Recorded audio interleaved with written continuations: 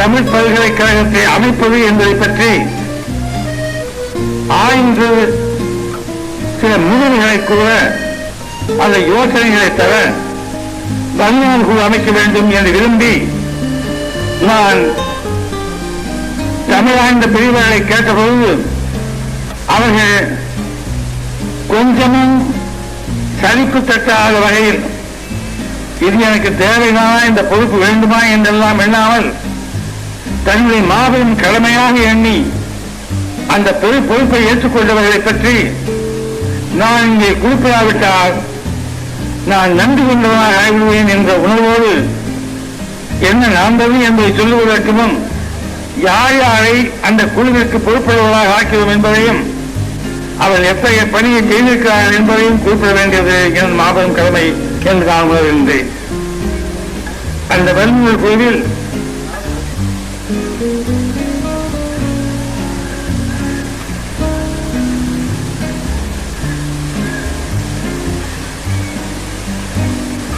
Doctor Subamanickam அவர்கள் தலைவராக நியமிக்கப்பட்டார்கள். அதை அவர் மனமும் ஏற்றுக்கொண்டார்கள். டாக்டர் மாப்போ சிவஞானம் அவர்கள் உறுப்பினர்கள், டாக்டர் கி.ஆர்.பி. விஸ்வநாதன் அவர்கள், டாக்டர் வாசே குந்தசாமி அவர்கள், டாக்டர் மா நந்தன் அவர்கள், டாக்டர் சாலை இளந்திரையன் அவர்கள், டாக்டர் கே. சுப்பிரமணியன் அவர்கள், திரு இரா மீனாட்சி சுந்தரம் அவர்கள். இந்த குழுதான் இந்த தமிழ் பல்கலைக்கழகத்தை எப்படி அமைக்க வேண்டும் என்ற யோசனை தந்திருக்கின்றார்கள் என்பதை நான் இங்கே கூறிக்கொள்ள விரும்புகின்றேன். அந்த பெரியவர்களுக்கு தமிழக அரசின் சார்பாகவும் தமிழக மக்களின் சார்பாகவும் நான் மிகவும் நன்றி கூற கடமைப்பட்டிருக்கின்றேன். அவரை தமிழகம் மறக்காது, மறக்க முடியாது என்பதை நான் பெருமையோடு கூறிக்கொள்கின்றேன். ஒரு கட்டிடத்தை கட்டிய பிறகு என்னென்ன குற்றம் என்று கண்டுபிடிப்பது வேறு, யார் வேண்டுமென்றாலும் எளிதாக சொல்லிவிடலாம். ஆனால் கட்டுவதற்கு முன்பு திட்டம் போடுவதும், எங்கே கட்டுவது, எப்படி அடிக்கல் நாட்டுவது, அஸ்திவாரம் எவ்வளவு இடுவது என்பதெல்லாம் அந்த திட்டமெல்லாம் சாதாரணமாக செய்துவிட்டால் சொல்லக்கூடிய ஒன்றல்ல. அதுதான் மிக மிக அக்கறையோடும் சிந்தனை என்கிற உணர்வோடும் சிந்திப்பது எதற்காக என்பதை பூர்வ சிந்தித்து முடிவெடுப்பதும் மிக தேவையான ஒன்றை அறிவானது என்பதை இங்கே நான் சொல்லிக் கொள்வதிலே மனநிறைவு பெறுகின்றேன். இந்த பெரியவர்கள் எடுத்துக்கொண்ட முயற்சியின் விளைவாகத்தான் பல்வேறு பிரிவுகள் இங்கே தொடங்க இருக்கிறது என்பதும், இந்த தமிழ் பல்கலைக்கழகம் என்னுடைய ஆசைப்படி சொல்லப்போனால் இங்கே பல்வேறு எண்ணங்களை இலக்கிய நயத்தோடும் ஆதாரத்தோடும் இங்கே பெரியவர்கள் கூட்டிட்டிருக்கின்றார்கள் என்றாலும் எனது இந்த சாதாரண உள்ளத்தில் தோன்றியிருக்கின்ற பேர் ஆர்வம், ஆசை இதுதான். அறிவியல் துறையிலும் பொருளாதார துறையிலும் பொறியியல் துறையிலும் மருத்துவத்துறையிலும் இது போன்ற பல துறைகளில் தமிழில் மட்டுமே தெரிந்து கொள்ளக்கூடிய வகையில், தமிழால் மட்டுமே தெரிந்து கொள்ளக்கூடிய வகையில் இந்த தமிழ் பல்கலைக்கழகம் அமைக்கப்பட வேண்டும், அது வளர வேண்டும் என்பது என்னுடைய பேராவல் என்பதை இங்கே குறிப்பிட்டு விரும்புகின்றேன். இதை சொல்லும்போது மேலவை தலைவர் மாற்றம் செய்வர்கள் இங்கே ஒன்று குறிப்பிட்டார்கள்.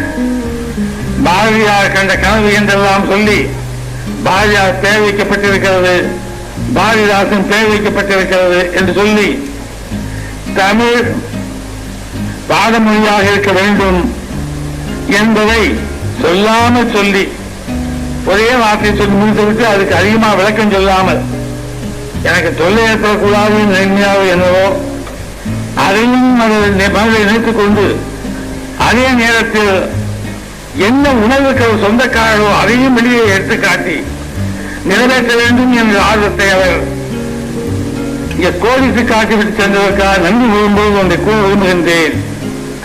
அங்கெல்லாம் சில நேரத்தில் நடைமுறைப்படுத்த முடியாத போது பின்னால் வருகின்ற சந்ததிகளுக்கு அப்படிப்பட்ட வாய்ப்பை உண்டாக்கி தர எல்லா வகைகளிலும் எல்லா பிரிவுகளிலும் தமிழாலேயே காரியத்தை சாதிக்க முடியும், தெரிந்து கொள்ள முடியும் என்ற நிலைமையை உருவாக்க இந்த தமிழ் பல்கலைக்கழகம் காரணமாக இருக்க வேண்டும் என்ற ஆர்வத்தை அவரை டாக்டர் மாப்போசி அவர்களுக்கு பதிலாக நான் சொல்லிக் கொள்ள விரும்புகின்றேன். இன்னொன்றை இங்கே நாம் கூப்பிட வேண்டும்.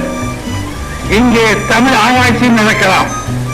ஆனால் மதுரையை அமைக்க இருக்கின்ற உலக தமிழ்ச்சங்கம் அந்த மாபெரும் பொறுப்பை ஏற்க இருக்கின்றது.